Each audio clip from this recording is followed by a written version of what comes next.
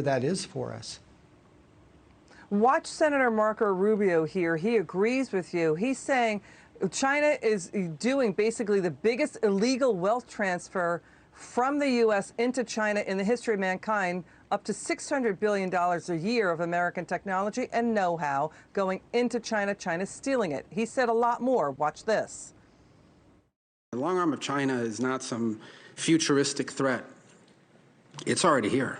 Today, the Chinese Communist Party has more control over what Americans can say, what we can hear, what we can read, what we can watch, than any foreign government has ever had in our history. And they have weaponized our openness. They have weaponized our decency. And they have weaponized a corporate lust for profits against us. And if we don't wake up and we don't address this now, the America our children are going to inherit very soon could very well be one where the sanctimonious preachings, as someone once said, the sanctimonious preachings of a genocidal communist tyranny will be the only thing that Americans will be allowed to hear or say about China.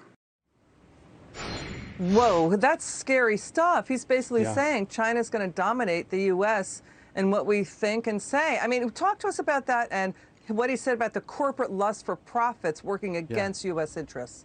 Well, I'm so glad Marco's talking about this. And he mentioned, you know, the transfer of wealth, $600–800 billion a year. But his second point, I think, is the one that is actually a greater concern. And people say, well, there's no way China could control what we say and what we read and what we're told here in the United States. That can't happen. Well, here's the truth. It does happen. Here's an example of it. You had them with the greatest cover-up in the history of the world, potentially, and that is the source of the Wuhan virus, and yet they were able to manipulate and control our own media into absolutely dismissing that, saying you're a conspiracy nut if you even ask that question. Our own media, our own tech fell into that. Many of our political leaders fell into that, and they did that because of the influence in China in our public discourse.